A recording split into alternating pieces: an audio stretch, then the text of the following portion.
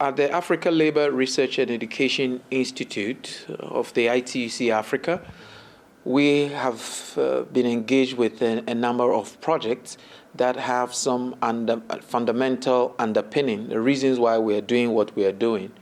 We believe that inclusive growth that would expand our economies must be inclusive growth that is, number one, broad-based, that is pro-poor, that is green in nature, so that it is not a linear growth pattern, but then it is a circular economy model.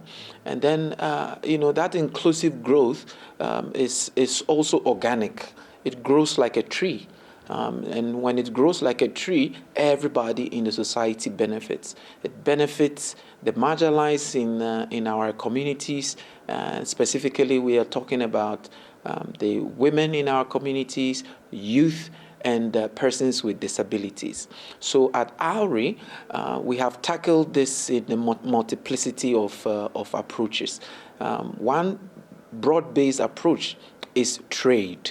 And as the African Development Bank noted in its report, one of the biggest problems or challenges to inclusive growth on the continent is regional integration and trade. And we have seen that manifest in the Africa Continental Free Trade Area. So what ITC Africa is doing through the sponsorship and partnership with our partners from Finland, SASK, is we are building the capacities of trade unions on the continent to be able to speak to national trade policies.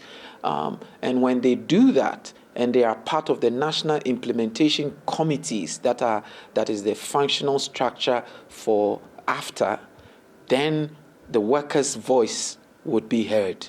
In so doing, we would have that social justice with this new social contract that we are talking about, which is going to be non-discriminatory. It is going to be expansive to make sure that all people are participating in this economy and nobody is marginalized or left out of this inclusive growth.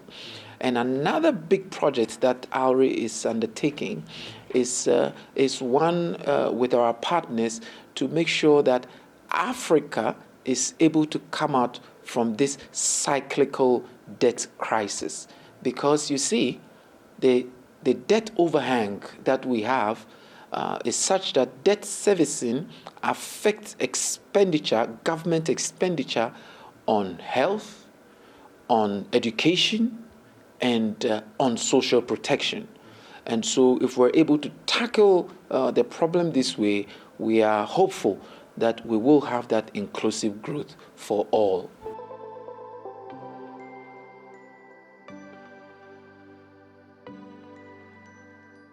In driving inclusive, sustainable growth in Africa, we must first look at the financing mechanism, that architecture colonially inherited that is not making us progress. Because you see, the informal sector, which accounts for about 90% of the employed or even underemployed or unemployed in our economies, come from the informal sector.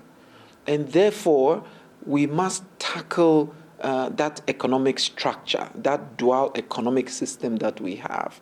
So structurally, there is a problem. And so we must look at that structure to be able to come up with African economic growth models that is center to the way we are growing and distinct from the neoclassical GDP growth pattern, so that we are talking about genuine economic growth that is inclusive, that is worker responsive, that has minimum wage as a factor, that has living wage as a basic factor, that has decent work at the center of it. In a nutshell, we are seeking for the new social contract. And that new social contract is all encompassing so that we have that social justice that we all yearn for. Finally, we must have a human-centered economic approach or economic model so that workers are the ones that are going to benefit ultimately from trade, from regional integration. Therefore, our policies should be human-centered. Growth is a quantitative figure. It is an output that is heavily reliant on statistical data. Development, however, is a qualitative, comprehensive data that encompasses aspects of the society, the social aspect, and the environmental aspect, not just an economic statistic. Therefore, we should be developmental centric. If we do that, then we will be making sure that the human being, the African worker, is at the center of the economic growth and decent work that we all yearn for. And that will lead us into the Africa we want for the future.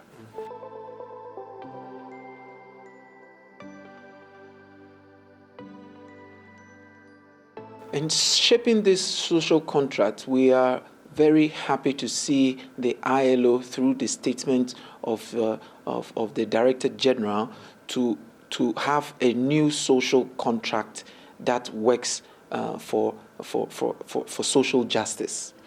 And so we want to continue to see the ILO move in that direction. We want to see more tripartite deliberations, specifically through social dialogue. We want to see social dialogue strengthened, consultation strengthened. We want to see the worker organizations at the center of these negotiations. Because you see, we cannot talk about labor, we cannot talk about workers and have laws, designed for workers without worker representatives in the room. And therefore, to have that social justice that we are all seeking, we must have that tripartite system. The social dialoguing must continue, and we believe we can in the future come back and look at the statistics again if we have followed this procedure. Lastly, the SDGs continue to be our guide. With the years, rolling in, coming to the end of the SDGs, we must focus on that global accelerator program so that most of our countries can catch up. The poverty is somewhat, real. Not even somewhat, it's very real. If 433 million Africans continue to live in extreme poverty, and which is some 40% of population of Africa. If the 15% of Africans who are persons with disability have a greater constituency of that section of the population, which is some 70% of persons with disabilities living in poverty. If we have women who form 50% of the labor force in agriculture, if we have that 50% majority holding only 15% of land titles, it tells you we have a big problem.